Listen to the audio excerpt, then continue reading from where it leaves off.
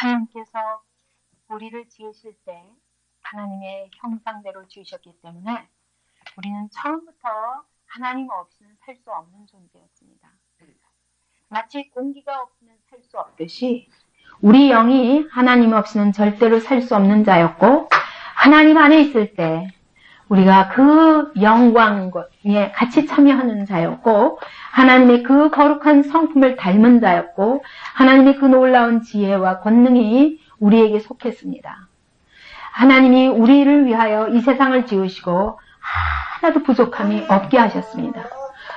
하나님이 보시기에 심히 좋았더라. 완전하신 하나님이 지어놓으시고 심히 만족하실 만큼 우리에게 전혀 부족함이 없었습니다. 그런 자리에서 우리가 하나님을 떠났기 때문에 오늘 이 고통하며 이 고통과 죽음 속에서 방황하고 있다고 그랬습니다. 근데 원래 하나님의 형상의 그늘이 있어요. 하나님의 형상이 있다가 하나님의 그 은혜를, 형상을 잃어버린 자리에 놓였기 때문에 그래도 그림자처럼 우리 안에 하나님의 형상의 그림자가 있다고요. 그래서 우리 인간은 만물보다 특별한 그런 지혜와 특별한 그런 권세가 있습니다. 그래서 오늘도 사실은 하늘도 다스리고, 다스리니까 비행기를 날게 하고, 바다도 다스리니까 배도 다니고, 인간이 참 어떤 피조물도 할 수 없는 그 놀라운 일을 하고 있습니다. 그렇지만 우리가 해결할 수 없는, 하나님을 떠났기 때문에 영원히 방황하는, 그리고 하나님을 떠났기 때문에 우리 앞에 죽음이 있고, 그래서 오늘 우리가 산다고 하나 사실은 태어날 때부터 죽어가는 자라고 그랬습니다. 그래서 모든 사람이 이 죄와 고통에서 헤어나서, 이 죽음의 상황에서 어떻게 하면 벗어나서 이 문제를 해결해 보려고 하는 모든 노력을 합니다. 그래서 어떤 사람은 종교를 통해서, 어떤 사람은 선행을 통해서, 어떤 사람은 철학을 통해서라도 이 인생의 문제를 해결해 보려고 몹시 고민합니다. 석가모니도 어떻게 해서 그의 그런 부처의 길이 시작됐습니까? 그가 생로병사를 가지고 고민하다가 어린 나이에, 젊은 나이에 집을 떠났습니다. 왕자로서, 한 나라의 왕자로서 그 영광을 다 버리고 집을 떠났다고 그랬습니다. 우리는 그걸 가지고 굉장히 위대한 사람으로 얘기합니다. 그러나 여러분, 깨달았으면 좋은데, 여러분 아무리 그렇게 해도 깨달을 수 없어요. 그래서 불교는 굉장히 철학적인 종교예요. 그러나 길이 없습니다. 왜냐하면 그렇게 해서 하나님을 만날 수 없기 때문입니다. 많은 사람들이 뭔가 진리를 찾아 헤매고, 많은 사람들이 영원한 생명을 찾아 헤매고, 많은 사람들이 하나님께 가고 싶어 합니다. 그리고 막연하게 신을 부릅니다. 근데 왜 하나님 못 만날까? 왜 못 만날까? 불신자라도요, 중이라도요, 급하면 아이고 하나님 그런데니까. 그런데도 왜 하나님을 못 만나냐? 왜 그럴까? 수많은 사람들이 교회도 기우뚱기우뚱하고, 여러분 성당도 기우뚱기우뚱하고, 저도 그랬거든요.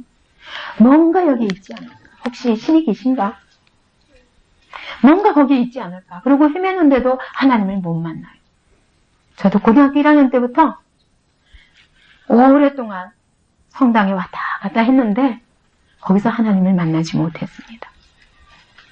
제가 훗날 성경을 통해서 바로 예수 그리스도를 발견하고 내가 왜 하나님을 못 만나는지, 내가 길을 몰랐구나, 그걸 알게 되었고, 오늘도 많은 사람들이 종교를 찾아 헤매고 진리를 찾아 철학을 하고 선행을 해보고 온갖 것을 노력을 해봐도 못 만나는 이유가 뭔지 저는 압니다. 내가 그랬거든요. 사도행전 4장 12절에 이렇게 말씀합니다. 다른 이로서는 구원을 얻을 수 없나니 천하 인간의 구원을 얻을 만한 다른 이름을 우리에게 주신 일이 없느니라. 이게 무슨 말이냐면 하나님께 갈 수 있는 길은 하나님이 제시하셨습니다. 하나님이 제시하신 단 하나의 하나님의 이름이 있는데 그것이 바로 예수 그리스도입니다. 다른 이름을 주신 적이 없습니다. 석가모니를 쫓아서 내게로 와라, 그러면 내가 너를 만나주리라, 그러신 적이 없어요. 마음의소를 통해서 내게로 와라, 공자를 통해서 내게로 와라, 그러면 내가 만나주리라, 그러신 적이 없어요.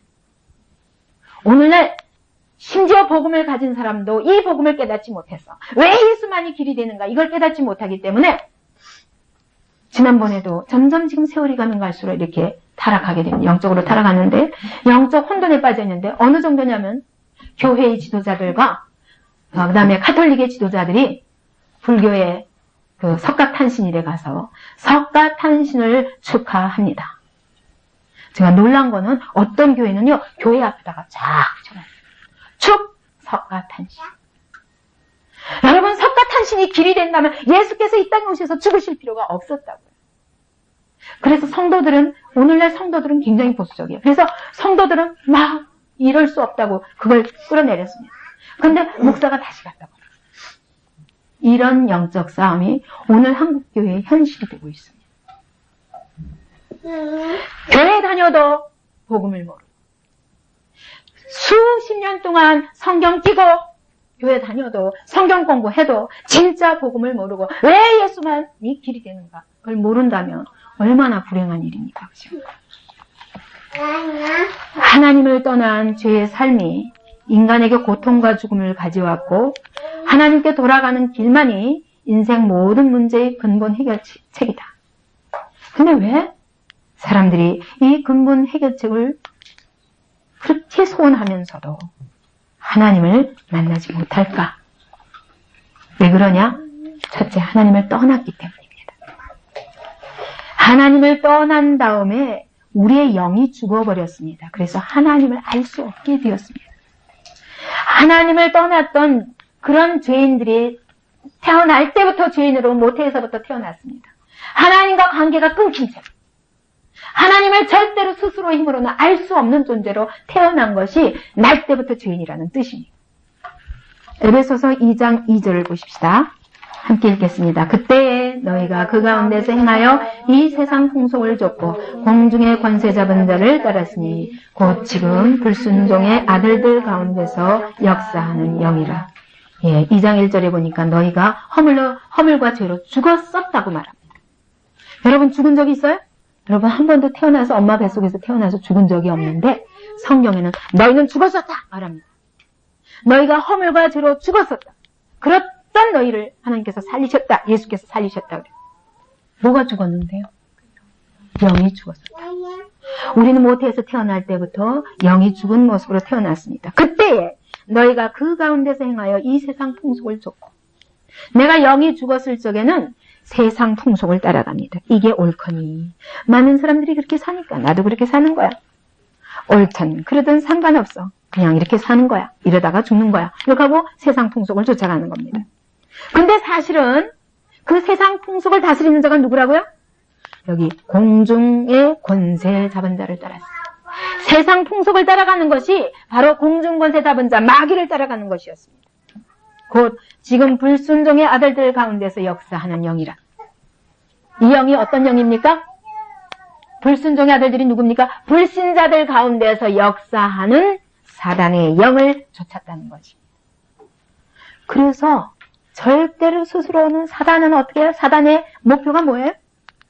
어찌하든 하나님과 우리를 이간시키는 거예요. 하나님 앞에 가서는 우리의 죄를 참소하고 우리 앞에 와서는 하나님을 못 믿게 하고 하나님이 먹지 말라 하시더냐? 아니야, 먹어도 돼. 먹으면 네가 하나님과 하시대. 뭐 때문에 하나님께 쫓아? 네가 선악을 분별하려니까. 할 수 있어. 네가 결정하지 왜 하나님이 하시는 대로 해? 너가 하나님같이 될 수 있어. 이게 사단의 괴계라고요. 그러니까 내가 사단의 영이 죽어서 사단의 영에 붙잡혀 있기 때문에 절대로 스스로는 하나님을 볼 수 없습니다.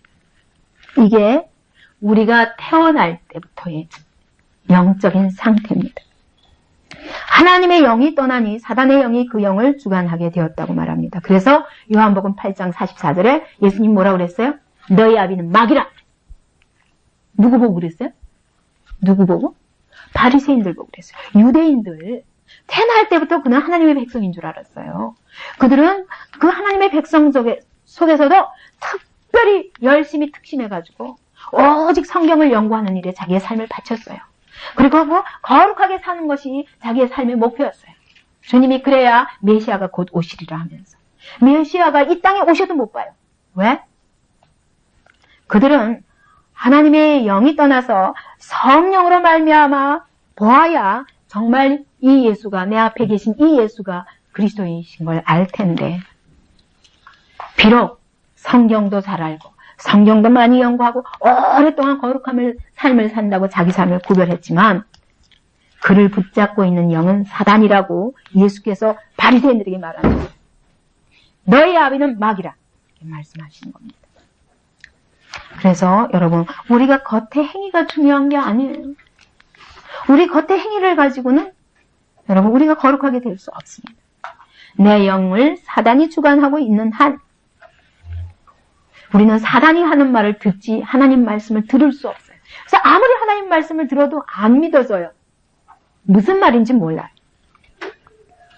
그러면서도 보십시오. 로마서 1장 20절부터 23절까지 19절부터 보십시다. 이는 하나님을 알만한 것이 저희 속에 보임이라 하나님께서 이를 저에게 보이셨느니라. 창세로부터 그의 보이지 아니하는 것들 곧 그의 영원하신 능력과 신성이 그 만드신 만물에 분명히 보여 알게 되나니 그러므로 저희가 핑계치 못할지니라. 하나님을 알되 하나님으로 영화롭게도 아니하며 감사치도 아니하고 오히려 그 생각이 허망하여지며 미련한 마음이 어두워졌나니 스스로 지혜 있다 하나 우둔하게 되어 썩어지지 아니하는 하나님의 영광을 썩어질 사람과 금수와 버러지 형상의 우상으로 바꾸었느니라. 아멘. 이와 같이 사단의 영이 나를 주장하고 있으면 아무리 성경을 오랫동안 연구하고 하나님의 교회 안에 아무리 오랫동안 있어도 스스로 지혜 있다 하나 미련한 마음이 어두워져서 사실은 하나님의 진리를 밝히 보지 못하고 하나님께 감사하지도 못하고 하나님을 영화롭게 할 수도 없고 그 생각이 오히려 허망해져서 사단의 생각, 자기 생각에 빠지면서 하나님의 진리를 버리고 거짓 것, 자기 것을 믿게 된다고 말합니다. 그러다 보니까 어디까지 갔냐면 썩어지지 아니하는 하나님의 영광을 썩어질 사람과 금수와 버러지 형상으로 바꿨다는 거예요. 그러니까 하나님은 무엇을 통해서 우리에게 자신을 계시해 주셨냐면 하나님을 알만한 것이 저희 속에 보임이라. 이건 우리 속에, 우리의 마음에, 우리의 영에 하나님을 알만한 것을 두셨다는 거예요. 양심에. 그리고 또 하나님이 지으신 천지 만물을 보면 하나님의 영원하신 능력과 신성을 볼 수 있어요. 그런데도 불구하고 그렇게 보지만 그러나 스스로 지혜 있는 척하며 미련한 마음에 스스로 속아서 하나님을 뭘로 바꾸냐면 다른 것으로 바꾸는 거예요. 그래서 사람의 모습으로 만들어 놓고 그 앞에 가서 절하. 짐승의 모습으로 만들어 놓고 그것을 신이라. 심지어 버러지 형상까지 만들어 놓고 그것 앞에 절하는 이런 어리석은 자리는 있어요. 하나님이 어떻게 원래 지으셨는데 영광스러운 하나님의 대리자, 온 천지 만물을 하나님이 지으신 세상을 다스릴 그런 하나님의 대리로 다스릴 그런 정복자로 통치자로 두셨는데 그만 우리가 하나님을 떠나니 스스로 미련해져서 하나님을 어떤 것으로 다른 것으로 바꾸는데 피조물로 바꿔버렸다. 하나님이 없다. 그래서 이제 그때부터 스스로 아무리 하나님을 알 길이 없어요. 말씀을 들어도 깨닫지 못하고 스스로 자기 꾀에 속아서 하나님의 말씀마다 다 반박해요. 우리가 하나님 말씀을 놓고 우리 생각에 빠져가지고 보면요. 하나부터 열까지 참 다 엄청나게 걸고 넘어질 게 많죠. 그죠? 자기 꾀에 속으면 이게 내 생각이 옳은 것 같아요. 근데 그것이 사단에게 속는 것이라고 말씀합니다. 복음을 들어도 사단이 그 마음을 혼미케 함으로 깨닫지 못하게 되었다고 합니다. 고린도후서 4장 3절 4절 보십시다. 만일 우리 복음이 가리웠으면 망하는 자들에게 가리운 것이라. 그 중에 이 세상 신이 믿지 아니하는 자들의 마음을 혼미케 하여 그리스도의 영광의 복음의 강체가 비치지 못하게 함이니 그리스도는 하나님의 형상이니라. 예, 그리스도를 딱 보면 하나님의 형상이 보인다고요. 아, 이분이 하나님이시구나 하는 걸 알게 된다는 거예요. 그런데 누가 이 세상 신이 믿지 않으시, 이 세상 신이 누구죠? 사단이 믿지 아니하는 자들의 마음을 혼미케 해서 하나님의 그리스도의 그 영광의 강체가 비치지 못하게 하는 거예요. 가려버려. 아무리 복음을 들어도 오히려 어리석어 보여요. 그래서 믿지 않는 자들에게는 이 십자가의 도가 뭐가 돼? 미련해 보여. 그 마음을 사단이 혼미케 해서 그랬다. 누구든지 정직한 마음으로 성경을 보면 그 예수 그리스도가 하나님의 아들이심을 믿게 됩니다. 사람이 아니라는 걸 알게 됩니다. 근데 못 깨닫는다는 거예요. 왜? 근본적으로 하나님을 떠나서 사단의 영에 붙들려서 스스로는 절대로 알 수 없는 그런 자리에 놓였고 사단이 계속 우리의 마음을 혼미케 한다고 그랬어요. 그래서 사실은 성경을 놓고 말하는 것들 보면은 여러분 불신자의 눈으로 말하는 거 보면 되게 어리석은데 하나님의 영으로 본 밝은 것을 사람의 지혜로 보려면 아주 별 이상한 논리를 다 펴게 돼요. 제가 23년 동안 복음 전하다 보니까 불신자들이 갖가지 방법으로 하나님을 비난하고 성경을 비판합니다. 너무너무 자기 꾀에 속는 거예요. 근데 나중에 그러다가 그가 성령 받고 정말 복음의 광채를 보게 되면 그때 완전히 다른 사람이 되는 거예요. 그래서 이와 같이 우리가 사단에게 속아서 절대로 스스로는 하나님을 만날 수 없습니다. 그런데도 불구하고 인간은 하나님을 만나기 위해서 계속 노력하고 있습니다. 왜냐하면 인간은 영적 존재거든요. 영적 존재로서 하나님을 찾는 신의식이 있습니다. 아까 로마서 1장 9절에 하나님을 알만한 것을 저희 속에 두셨다고. 하나님을 알만한 것이 우리에게 어느 부분이죠? 영. 그래서 어떤 영적 감각으로 막연히 하나님을 찾는 거예요. 막연히. 길을 모르지만 모든 사람들 마음속에 급하면 하나님 부르는 게 있어요. 근데 급하기 전에는 절대로 안 불러요. 그래서 하나님이 급한 일을 주시는 것은 축복이에요. 하나님 만나주시려는 축복이에요. 하나님을 부를 필요가 없을 만큼 내게 만족하는 것이 결단코 축복이 아닙니다. 이게 육적으로 만족하면 영이 죽는 것 같아요. 여러분 육적인 것을 그렇게 내어 살지 마세요. 그것은 어차피 썩을 것이에요. 빨리 영의 눈을 열고 하나님을 보고 영원한 세계를 보고 내가 오늘 무엇을 위해 살아야 될까? 그것을 하나님의 말씀을 통해서 발견할 수 있는 게 축복이에요. 인간은 영적인 존재입니다. 근데 얼마나 육적인 것을 쫓습니까? 육적인 쾌락과 내 배의 만족과 허영과 이런 것들을 쫓아다니는 사람은 하나님을 잘 안 찾아요. 육에 빠져서. 근데 그런 것들로 결코 만족할 수 없는 존재예요, 우리 인간은. 그래서 하나님을 막연히 찾는 신의식이 있어서 각 사람이 자기 입장에서 하나님을 찾아갑니다. 근데 어떤 사람은 선행으로 하나님을 만날 수 있다고 생각합니다. 그래서 천국 갈 수 있으니까 갈 수 있대요.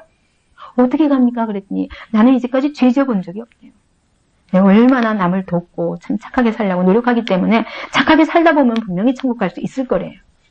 근데 지금 자기 믿음, 거짓 평안, 거짓 믿음. 스스로 예레미야에게 그러셨어요. 하나님께서. 거짓 선지자, 참 선지자의 차이가 뭐라고요? 거짓 선지자는 내가 그에게 말한 적이 없다는 거예요. 하나님 말씀하신 적이 없는데 제가 스스로 자기 마음에서 나오는 것으로 생각하는도다. 그랬거든요. 그게 거짓 선지자예요. 똑같이 우리도 하나님이 말씀하신 적이 없는데 스스로 나는 착하게 사니까 천국 갈 거야 아마. 왜 못 가? 얼마나 어리석은 거예요. 그죠?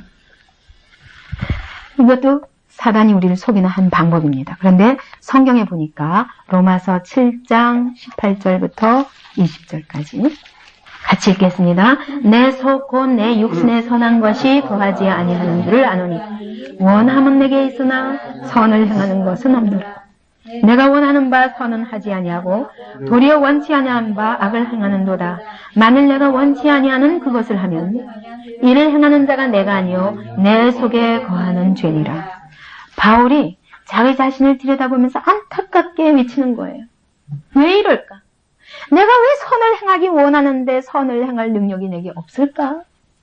왜 그럴까?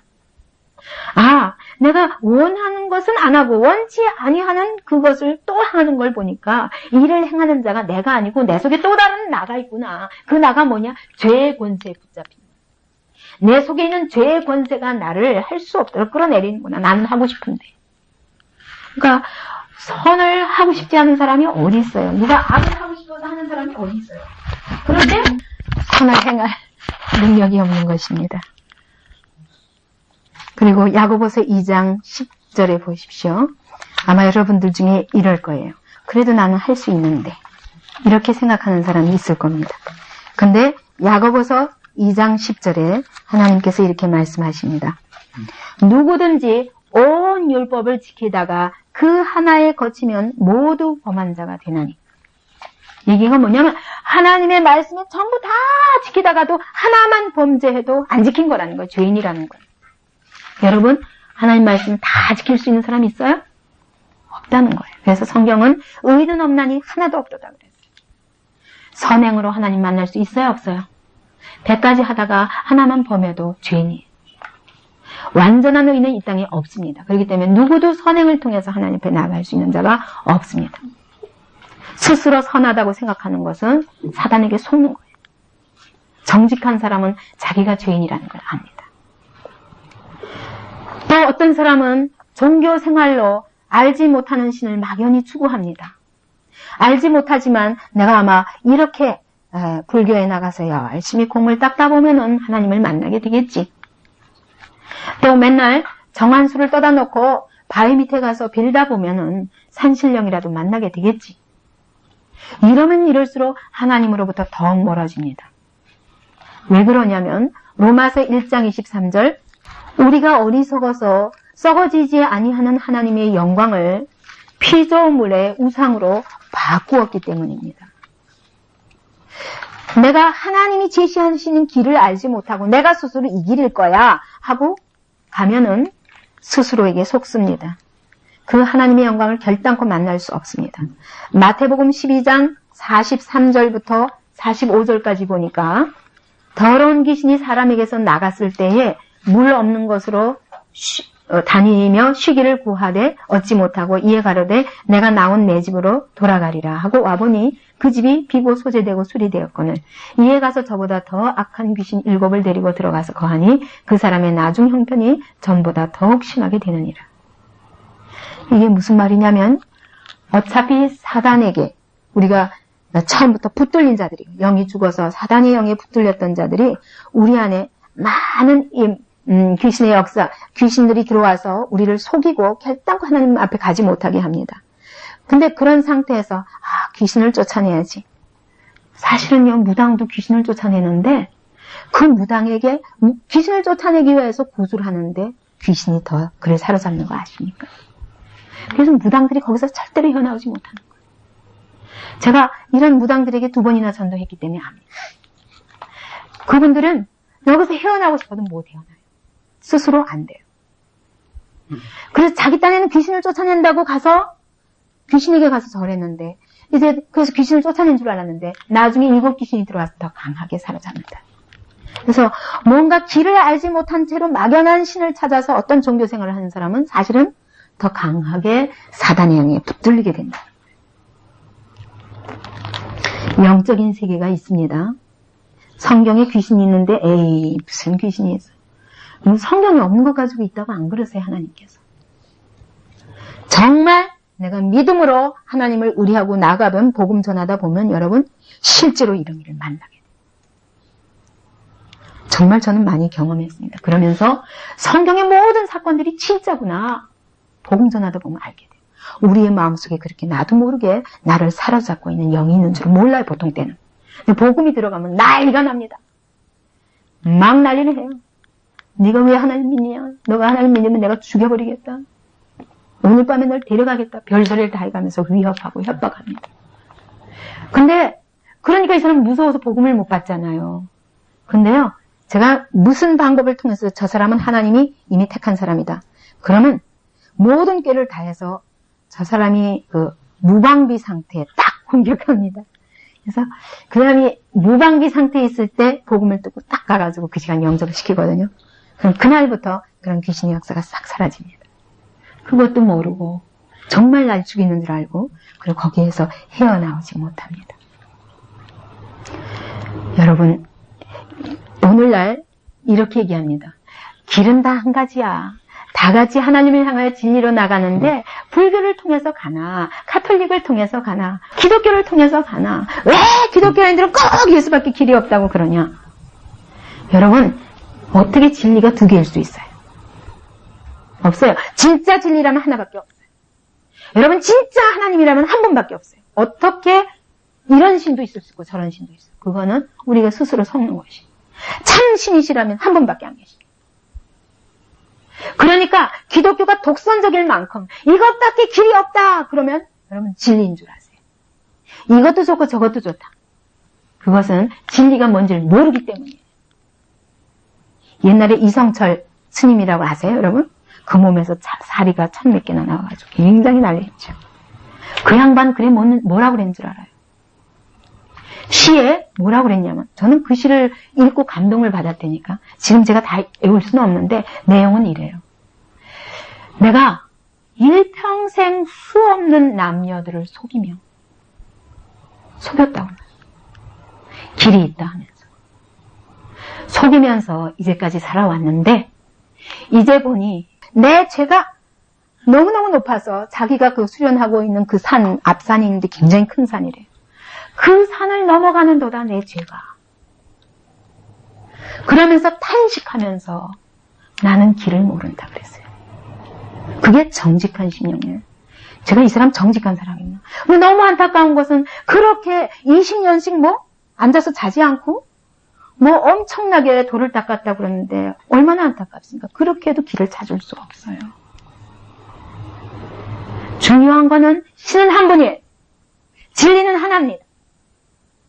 그런데도 어리석어서 오늘 교회에 다니고 목사까지 하면서도 참으로 복음이 뭔지를 모르고 예수를 통한 길이 무엇인지를 모르기 때문에 세계 종교회의에서 목사들과 신부들과 중들과 이슬람 신자들과 다 모여가지고 하나님은 사랑이시라. 그러므로 우리가 다 서로 사랑하고 용납하는 것이 하나님의 뜻이다. 하나님은 하나다.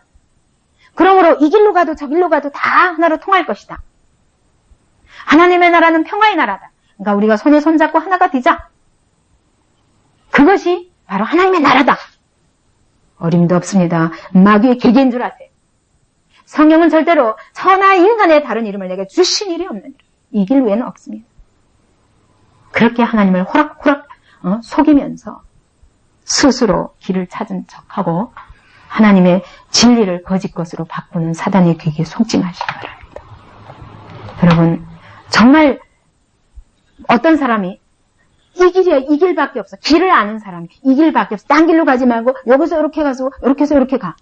에이, 무슨 길이 있겠지. 자기 마음대로 가보세요. 실컷 방황하다가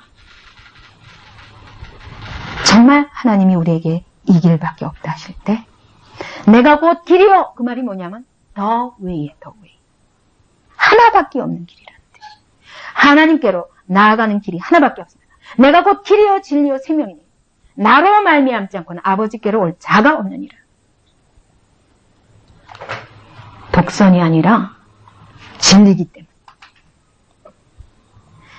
세상에 성경처럼 완벽하고 성경처럼 정말 독선적일 정도로 오직 한 길을 제시하시는 그런 종교가 어디 있어요? 하나님이기 때문에 그래요. 이 성경을 기록하신 이가 하나님이기 때문에, 천지를 창조하신 분이기 때문에. 그 다음에 많은 사람들이 또 종교로 진리를 추구합니다. 저도 그랬습니다. 철학으로. 제가 어려서부터 저희 집안에 있는 거라고는 아버지가 남겨놓은 것이 재산이 책밖에 없기 때문에 어려서부터 책을 읽는 것이 저에게 유일한 낙이었습니다. 밖에 나가면 놀지도 못해요. 그래서 이런 책, 전 책 읽다가 중학교 때부터 제가 철학에 관심을 가진 거예요. 고등학교 때는 우리 철학 선생님이, 도덕 선생님이 굉장히 철학과를 나오신 분이었거든요. 두 사람만 대화하는 거예요. 그렇게 재밌더라고요. 저는 이렇게 해서 내가 진리를 찾을 수 있을 줄 알았어요. 근데 책을 읽으면 읽을수록 말장난이구나. 그렇지. 피조물인 인간이 어떻게 우리가 뭘 안다고 기껏 내가 생각한 요만한 어떤 사람은 빨간 안경을 쓰고 세상은 빨갛다 이렇게 말하면 그게 하나의 이론이 돼. 어떤 사람은 새파란 안경을 쓰고 세상은 파랗다. 그럼 그런가? 그럼 또 그게 귀를 기울여. 어떤 사람은 새까만 그게 무슨 세상은 아무것도 없다.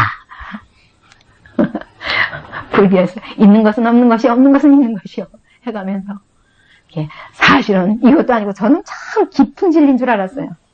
근데 아무리 생각해도 무슨 말인지 모르겠어요. 자기도 모르니까. 다른 사람도 모르니까. 예. 이와 같이 우리가 철학으로 들어가면 들어갈수록 어떻게 되냐면 말장난 하다가 끝내 내가 어디로 빠지게 되냐면 허무주의로 빠지게 되더라고요. 그래서 제가 어디로 빠졌냐면, 인생은 살 가치가 없다. 왜 사는가? 조금이라도 일찍 죽자. 더 많이 지기 전에. 그런 허무주의로 빠졌습니다. 그래서 제 별명이 제2의 쇼펜하우어가 됐어요. 그게 어디에도 길이 없더라고요. 전도서 1장 17절부터 18절까지 솔로몬이 엄청난 지혜로운 사람이었습니다. 하나님이 지혜를 주신 사람이었습니다. 그래서 많이 지혜를 구했습니다. 하나님이 그에게 안 주신 것이 없었어요. 온갖 거 주셨는데 그가 누려본 모든 것에 대해서 다 그는 결론이 헛되고 헛되며 헛되고 헛되니 헛되고 헛되다. 이것이 그의 결론이에요. 17절에 보니까 다 같이 읽읍시다. 내가 다시 지혜를 알고자 하며 미친 것과 미련한 것을 알고자 하여 마음을 썼으나 이것도 바람을 잡으려는 것인 줄을 깨달았도다. 지혜가 많으면 번뇌도 많으니 지식을 더하는 자는 근심을 더하느니라. 예, 지혜가 많으면 왜 번뇌가 더 많을까요? 예? 왜 지혜가 많은데 번뇌가 더 많아요? 왜 그래요? 해결될 수 없는 문제들이 많이 보여요, 인생에. 왜 철학을 연구하면 연구할수록 험하게 되냐면, 여러분, 이것도 아니구나, 저것도 아니구나, 저것도 아니구나. 그리고 다 끝나고 나면 뭐예요? 번뇌밖에 더 남은 게 더 있어요. 문제는 많은데 다 해결될 수 없는 오류와 모순 속에 있는 인생을 발견하면서 허무주의에 빠지죠. 어떤 것으로도 설명이 안 되는 거예요. 그러므로 여러분, 이와 같이 우리는 하나님 만나기 위해서 갖가지 방법으로 노력해도 우리 힘으로는 할 수 없습니다. 왜냐하면 사단의 영에 붙들린 자들이기 때문에 하나님을 떠나 때로부터. 그러므로 먼저 구원을 받아야 됩니다. 인간의 노력과 행위로 죽은 영을 다시 살릴 수 없습니다. 살리는 것은 영이니 육은 무익하니라 그랬어요. 인간의 몸으로 향한 모든 노력과 행위가 아무 소용이 없어요. 우리 영을 살릴 수 없어요. 근데 그 영은 무엇이라고요? 요한복음 6장 63절 보십시다. 살리는 것은 영이니 육은 무익하니라. 내가 너희에게 이른 말이 영이요 생명이라. 무엇이 우리를 살리는 영이라고요? 예수의 말씀. 그래서 인간의 노력과 행위로는 살릴 수 없고 어떻게 해야 돼요? 하나님의 말씀을 들어서 그 말씀이 우리 영에게 임할 때 그때 우리 영이 살아난다. 여러분, 그래서 태초에 말씀이 계시니라. 이 말씀이 하나님과 함께 계셨으니 이 말씀이 곧 하나님이시라 하면서 그 안에, 말씀 안에 생명이 있었나니 이 생명이 사람들의 빛이라 그래요. 말씀 안에 있는 생명이 우리 안에, 우리 영 안에 쫙 들어와서 꽂힐 때 말씀을 들어야 됩니다. 우리는 내가 들어도 할 수 없으니까 난 안 들을 거야. 내가 순종도 못하면서 들으면 뭐해? 그렇게 할 수 없는 게 내가 말씀을 들을 때 그 말씀이 내 영 안에 빛을 비추면서 할 수 있게 돼요. 우리는 들어야. 듣는 게 신앙생활의 출발입니다. 영이 죽은 자의 노력과 행위는 표면적 변화에 불과합니다.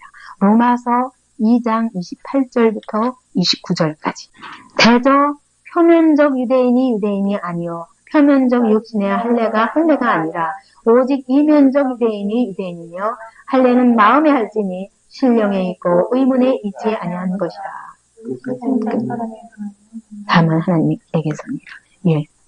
여기서 표면적 유대인이 있고 이면적 유대인이 있다는 거죠. 표면적 유대인은 어떤 자들입니까? 응? 오늘 똑같아요. 표면적 그리스도인은 안은 변화되지 않고 행위만 거룩하게 하는 자들을 표면적 유대인이라고 말합니다. 그리고 오늘 그리스도인들도 안은 내적으로는 변화되지 않고 겉으로 행위와 그 다음에 겉에 자기 삶의 노력과 이런 것들은 꼭 그리스도인 비슷한데 이것은 참된 그리스도인이 아니라고 말하는 거예요. 또 표면적 할례가 있고 이면적 할례가 있다는 거예요. 표면적 할례가 뭡니까? 표면적 할례는 우리의 살의 언약의 표징으로 할례를 몸에 행한 것을 표면적 할례라고 한다면, 오늘 우리에게 비교하면 우리가 세례를 받았어. 의식으로 세례를 받았어. 그러나 그게 중요한 게 아니라 할례는 어디다 할지니? 마음에 할지니. 다시 말하면 영에 할지니. 영을 찢으라 그래. 마음을 찢으라 그래. 하나님 앞에서 내 마음을 찢고 회개하라. 내가 사단에게 속았구나. 하나님의 영으로 말미암아 내가 이제 눈을 뜨고 하나님 말씀 앞에서 나의 죄됨을 인하여 가슴을 찢으며 나는 죽었습니다. 내가 그리스도와 함께 죽었으니 이제는 내가 산 것이 아니요 오직 그리스도께서 내 안에 사신 것이라. 이런 고백을 하는 자가 참으로 마음의 할례를 한 자라는 거예요. 마음으로 세례를 받은 자라는 거예요. 세례는 무슨 의미입니까? 내가 그리스도와 함께 죽고 나는 그리스도와 함께 부활하였다. 나는 그리스도가 십자가에서 죽으시고 부활하실 때 나는 그분과 연합되었다. 이제는 내가 아니라 내 안에 그분이 사신다. 이 고백이 세례거든요. 근데 머리에다가 물을 적시고 세례를 하면 뭐하냐는 거예요. 우리가 마음으로 정말 나는 죽고 내 안에 그리스도가 사십니다. 이 고백이 없으면 참된 세례가 아니다. 참된 그리스도인이 아니다. 이런 것들로는 우리의 겉의 행위나 이런 것들로는 변화될 수 없습니다. 그래서 여기에 할례는 마음에 할지니 신령에 있고 의문에 있지 아니하니라. 신령이 뭐예요? 신령이 영. 내 영에 있지. 의문은 뭐예요? 글자. 의식 이런 거. 내 입술의 말이나 문자나 겉에 보이는 의식에 있는 것이 아니라 무엇을 해야 된다? 내 영의 할례를 받아요. 이 영의 할례가 우리의 노력과 행위로 되는 건 아닙니다. 예수님은 살려주신 영으로서 우리에게 영생을 선물로 주시려고 오셨습니다. 고린도전서 15장 45 보십시다. 기록된 바 첫사람 아담은 산 영이 되었다 함과 같이 마지막 아담은 살려주는 영이 되었나니. 아담은 하나님께서 흙에다가 하나님의 생기를 불어넣으니 산 영이 된지라, 생명이 된지라, 리빙 소울. 그런데 예수 그리스도 마지막 아담은 어떤 분이냐? 아담처럼 그냥 스스로 산 것이 아니라 처음부터 그냥 하나님의 생기를 불어넣어서 혼자 산 것이 아니라 이 예수 그리스도는 살려주는 영, 죽은 자를 살려주는 영으로 오셨습니다. 그래서 아담의 후손들인 우리가 죽은 자가 되었던 우리들을 살려주기 위해서 오신 분입니다. 예, 살려주시는 영으로서 우리에게 이 영생을 선물로 주시기 위해서 이 땅에 오셨습니다. 그러나 죄의 권세 아래에 있어 스스로 주의 이름을 부를 수 없습니다. 예수께서 우리를 살려주기 위해서 오시고 우리에게 이 영생을 주시고자 하시는데도 스스로 주의 이름을 부를 수 있으면 좋겠는데, 그렇잖아요. 그분이 하나님의 아들이요 내 죄를 대신해서 십자가에 죽으신 것을 스스로 알면 좋겠는데 그걸 알 수 없는 거예요. 이사야 64장 6절 7절.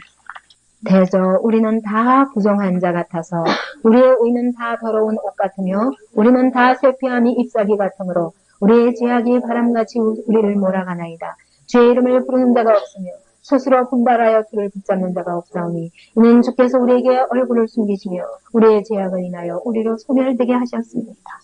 예, 우리가 하나님을 떠난 때부터 이미 우리가 우리 스스로 죄악을 인하여서 스스로 소멸되었고 하나님은 우리에게서 얼굴을 숨기셔버렸기 때문에 스스로 아무도 주의 이름을 자기가 찾아가서 부를 수 있는 자가 없습니다.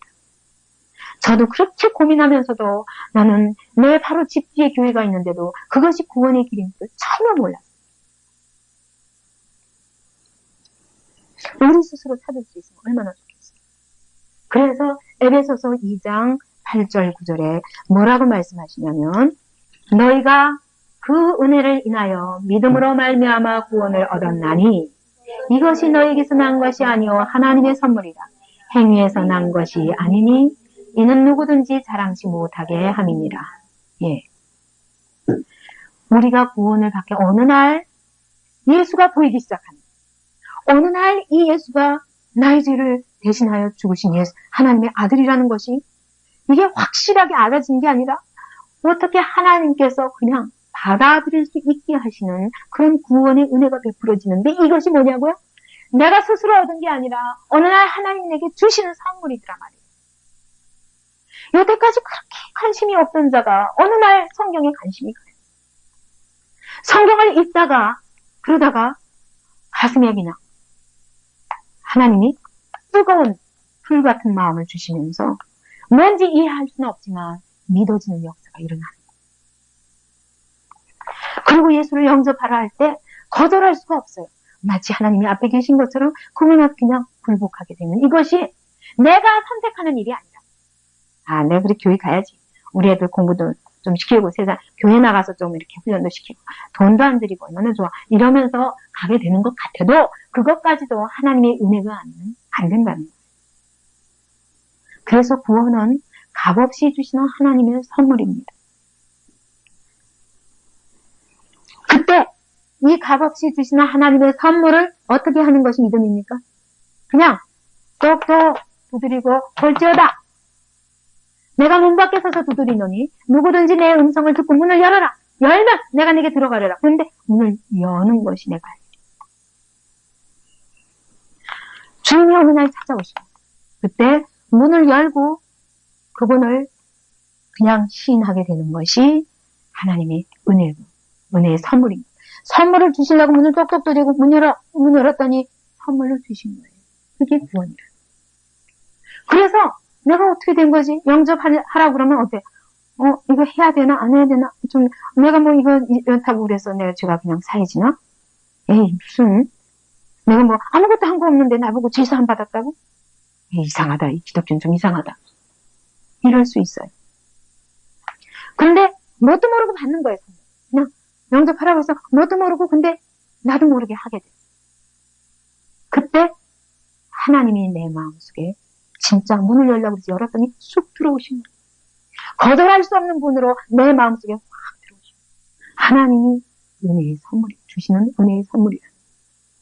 그래서 은혜의 선물을 그냥 받게 되는 것이 뭐냐면 로마서 10장 9절 말씀처럼 내가 만일 내 입으로 예수를 주로 시인하며 또 하나님께서 그를 죽은 자 가운데서 살리신 것을 내 마음에 믿으면 구원을 얻으리. 선물을 주시는데 그냥 입으로 시인하고 마음으로 그냥 받는 거예요. 그때 하나님의 성령이 임하시며 구원을 얻게 된다고 말씀합니다. 고린도전서 12장 3절에 보면 누구든지 성령이 아니고는 예수를 주시라 할 수 없다고 그랬습니다. 그냥 은혜의 선물로 예수 그리스도를 입으로 시인하게 되고 그리고 마음으로 그분을 받게 됩니다. 그래서 이러한 구원이라는 사건은 어떤 것이냐? 하나님의 죄인을 찾아와 만나주시는 사건입니다. 요한복음 15장 16절에 보니까 너희가 나를 택한 것이 아니요 내가 너희를 택하여 세웠나니 우리는 내가 이제 오늘부터 교회 가야지 했는데 그게 내가 선택한 게 아니라니까. 너희가 나를 택한 거죠. 구원은 하나님의 죄인을 찾아오신 사건. 그때 성령으로 거듭나서 하나님이 나를 찾아오셔서 만나주실 때 그 성령으로 거듭나서 죽었던 영이 다시 살아나기 시작합니다. 요한복음 3장 3절부터 6절까지 진실로 진실로 내게 이르노니 사람이 거듭나지 아니하면 하나님 나라를 볼 수가 없느니라.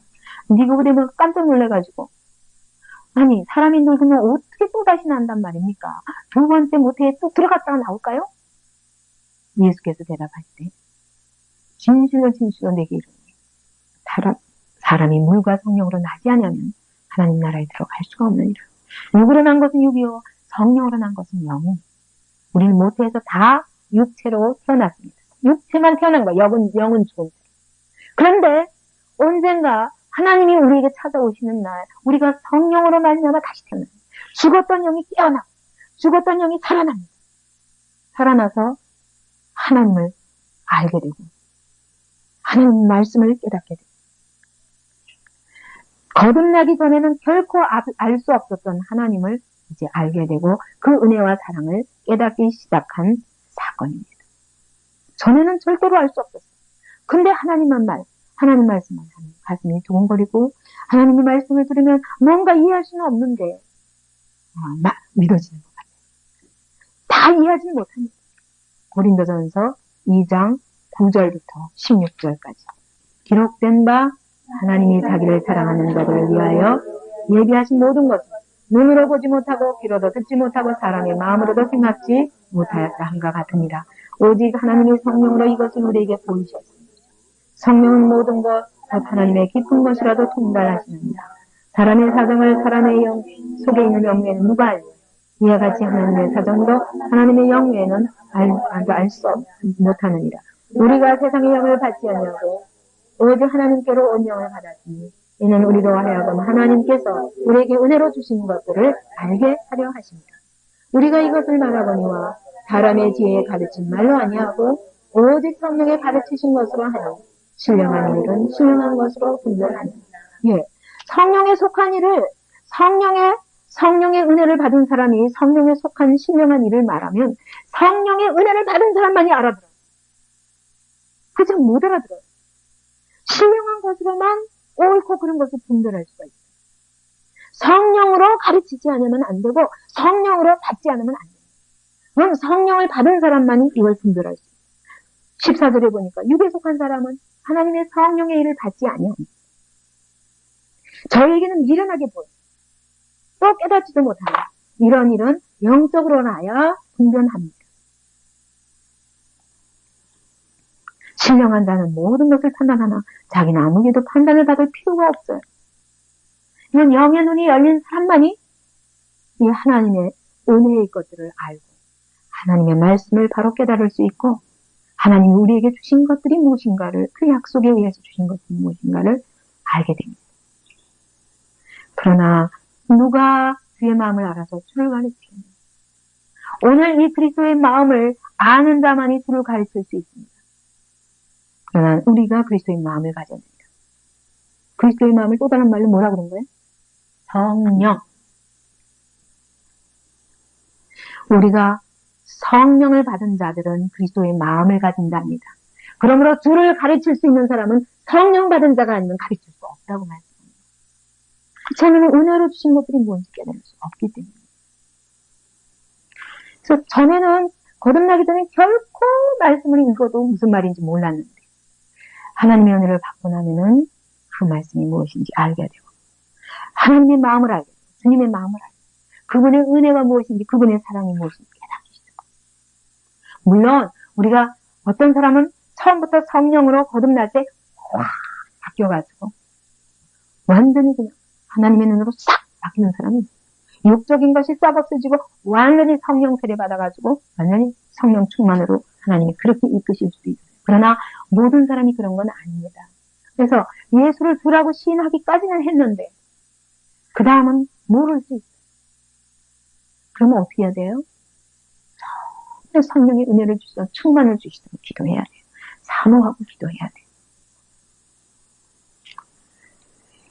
죄와 사단의 종로로 타던 데서 해방되어 하나님의 은혜의 통치 아래 옮겨지는 사건입니다. 구원이란 뭐냐? 전에는 알지 못했던 하나님의 은혜와 사랑을 깨닫기 시작하는 것이요. 전에는 죽었던 영이 다시 살아나는 사건이요. 이것은 바로 하나님이 주인을 찾아와 만나주신 사건입니다. 그때부터 우리는 죄와 사단의 그 종로로 타던 데서 이제는 완전히 해방되고 어디에 옮겨집니까? 하나님의 은혜의 통치의 나라로, 하나님의 나라로 옮겨집니다. 이제는 하나님이 왕이 되사 나를 다스리시고 그의 은혜 아래 나의 모든 걸음을 간섭하시고 인도하시는 것입니다. 골로새서 1장 13절부터 14절까지. 그가 우리를 흑암의 권세에서 건져내사 그의 사랑의 아들의 나라로 옮기셨으니 그 아들 안에서 우리가 구속 곧 제사함을 얻었다. 예, 우리를 죄와 사단의 종로로 타던 죄와 사단의 왕국 아래서 우리를 싹 옮겨서 어디로? 하나님의 은혜의 통치 아래. 다시 말하면 하나님이 왕이 되셔서 나를 다스리시는 하나님의 나라로 우리를 싹 옮겨주셨어요. 그래서 전에는 이 죄 때문에 사망으로 사단과 함께 영원한 불못으로 던져질 수밖에 없던 자가 이제는 사랑의 아들의 나라로 옮겨져서 이제는 하나님의 사랑과 은혜를 충만히 받는 그러한 사람으로 그 자리가 바뀌었다는 것입니다. 이전의 죄는 기억도 안 하시고 앞으로 모두 지은 죄에 대해서도 근본적으로 하나님이 용서하시고 이제는 하나님의 은혜의 통치 아래 우리를 이제 보살펴 주시는 삶이 시작되는 것입니다. 이게 구원이에요. 구원 받아야 되겠어요? 안 받아야 되겠어요? 안 받아도 살 수 있습니까? 아니에요. 죄와 사단이 종 노릇하면서 평생 살다가 결국 영원한 멸망으로 갈 텐데 모든 인간은 구원 받아야 돼요. 이것은 내 노력으로 되는 것이 아니라 말씀을 들으면서 내 영이 살아서 하나님 말씀 앞에 반응할 수 있도록 신이 찾아오사 우리에게 은혜를 부어주시는 사건입니다. 전에 알 수 없었던 그 하나님의 은혜와 사랑을 깨닫기 시작합니다. 5번에 임재하신 성령께서 우리를 진리 가운데로 인도하시며 그리스도의 영광을 나타내시는 삶이 시작된 것을 의미합니다. 요한복음 16장 13절부터 14절까지 그러하나 진리의 성령이 오시면 그가 너희를 모든 진리 가운데로 인도하시니 그가 자의로 말하지 않고 오직 듣는 것을 말하시며 장래일을 너희에게 알리시리라. 그가 내 영광을 나타내리니 내 것을 가지고 너희에게 알리겠음이니라. 예, 임재하신 성령께서는 진리의 영이십니다. 그러므로 그분은 내 안에서 임재하시는 것으로 끝나는 게 아니라 나를 진리 가운데로 인도하십니다. 나의 모든 삶에서 나를 하나님의 말씀 가운데로 인도해 주십니다. 그래서 성령을 받고 나면요, 아, 이건 하나님의 뜻이 아닌데, 이건 하나님의 뜻인데, 그걸 알게 돼요. 미련하지만 막연하게나마 알게 돼요. 우리가 아직 처음부터 눈을 밝히 뜨고 볼 수는 없지만 이제 그 다음부터는 말씀을 통해서 계속 하나님을 깊이 있게 만나가야 되지만 그러나 근본적으로 성령이 내 안에 계시면 이건 아닌데 그건 아닌데 하는 것을 막연하게나마 알 수 있어요. 왜? 진리가 무엇인가를 압니다. 불의가 무엇인가를 명확히 알죠. 그리고 그리스도의 영광을 나타내시는 삶이 시작됩니다. 그분이 우리의 모든 삶 가운데서 그분이 나와 함께 하심을 나타냅니다. 내가 그분께 순종할 때 그분이 나를 진리 가운데로 인도하시며 그분이 내 삶 속에서 그분의 살아계신 나와 함께 하시는 그리스도가 살아계신 하나님이심을 그 영광을 드러내게 됩니다. 그러니까 이전에 경험하지 못했던 놀라운 일들을 내 삶 속에서 경험하게 됩니다. 이 주님으로 인해서. 정말 성령께서 내게 찾아오셔서 내게 이렇게 우리의 눈을 밝혀서 하나님의 은혜를 알게 하시고 그리고 더욱더 진리 가운데로 나를 인도하시는 삶을 살기를 원합니까? 응? 아니면 내 멋대로 아직 살고 싶어요? 성령께서 나를 찾아오셔서 하나님의 은혜가 무엇인가? 구원이 무엇인가? 내 삶을 진리로 인도하 주옵소서. 그런 소원이 생겨요? 네. 하나님께서 그렇게 은혜로 이제 막연히 이 말씀을 들으면서 이제 내가 전에는 죽은 영이었구나. 내가 스스로 하나님을 찾을 마음도 없고 내가 사단의 영에 붙들려서 난 하나님 필요 없어. 내 머리로 성경을 비판하고 끊임없이 하나님을 대적하고 하는 한 은혜로 깨달을 수가 없어요. 교만이. 그런 하나님이라면 내가 하는 질문에 대답할 수 없는 하나님이라면 그런 모습을 가진 하나님이라면 믿을 필요 없어요. 그러나 성경은 완벽한 수천 년을 두고 여기다가 많은 사람들이 목숨을 걸고 이 성경 속에 하나님 살아계신 하나님이라고 증거하다가 죽어갔습니다. 그러면 적어도 겸손하게 과연 그 하나님이 어떤 분인가 귀를 기울여야 돼요. 그리고 알기를 사모해야 돼요. 그분의 은혜를 받고 그분의 사랑을 받는 것이 인생의 최고의 행복인 줄 알아요. 원래 그 사랑 안에서만 살 수 있었던 존재. 부모의 사랑도 끊기면 여러분 그때부터 불행합니다. 안 그래요? 부모를 떠나서 사는 것이 얼마나 고통이고 자기 스스로 자존해서 산다는 것이 얼마나 힘들겠습니까? 그런데 하물며 천지의 주인이신 하나님을 떠나서 우리에게 무슨 행복입니까?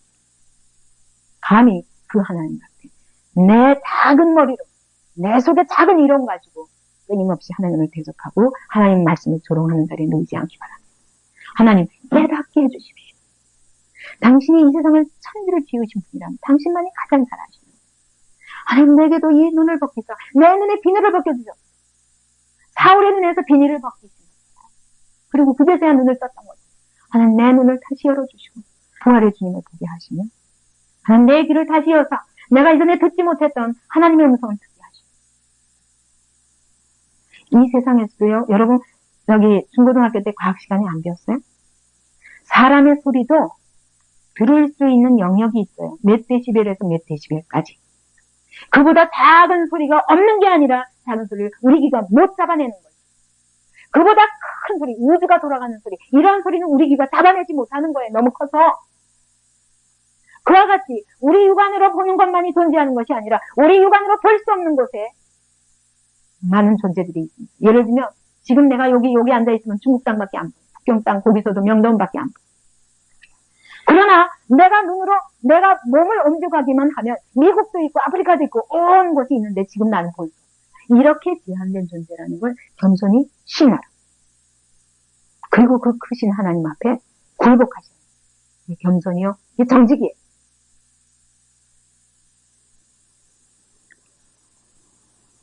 죄의 형벌인 사망과 지옥에서 해방되어 영원한 생명을 약속받는 사건입니다.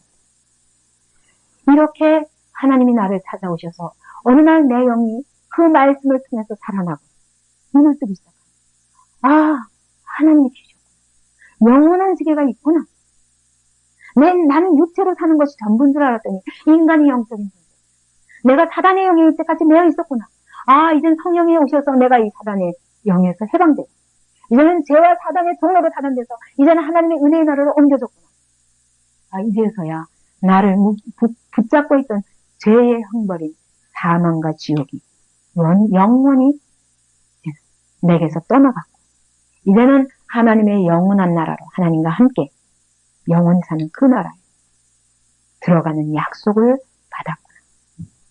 요한복음 11장 25절 26절 보니까 예수께서 이렇게 말씀하십니다. 나는 부활이요 생명이요. 나를 믿는 자는 죽어도 살겠고 물은 살아서 나를 믿는 자는 영원히 죽지 아니하리니 이것을 내가 믿느냐? 내가 믿으면 하나님의 영광을 보리라. 여러분, 영혼이 있다는 것은 우리가 영적인 존재라는 것은 영은 죽지 않는다. 육체는 죽지만 영은 죽지 않습니다. 그렇기 때문에 영원한 내세가 있을 수밖에 없어요. 이 영혼이 가는 곳이 있습니다. 내 육체는 흙으로 돌아가. 그러면 이 영혼이 하나님과 함께 영원하신 하나님과 함께 하나님도 영이시니까 함께 사는 곳이 천국이고 그리고 하나님이 없는 영원한 하나님이 이 세상에 그분의 창조 목적대로 지으셨기 때문에 그분의 창조 목적을 빗나간 모든 존재에 대해서 쓰레기통을 만들어 놓으셨어요.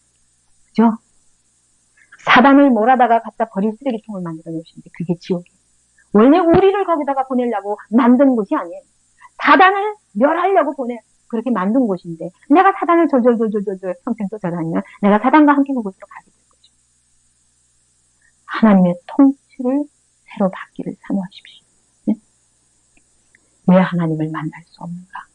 사람들이 길을 몰라서 그래요. 내가 곧 길이요 진리요 생명이니 나로 말미암지 않고는 아버지께로 올 자가 없느니라. 선한 인간의 다른 이름을 구원 얻을 만한 다른 이름을 주신 일이 없습니다. 그렇게 말씀하셨는데 그 이름을 시인하지 않으면 결단코 하나님을 만날 수 없습니다. 하나님이 우리에게 주신 길, 예수 그리스도, 그분을 통해서 하나님 앞에 나아갈 수 있도록 우리에게 그분을 길로 주셨는데 그 길을 인정하지 않고 다른 길로 가면 결단코 하나님 만날 수 없습니다. 오늘 여러분 복음을 듣게 된 것은 하나님의 은혜입니다. 듣고 내 영이 살아나.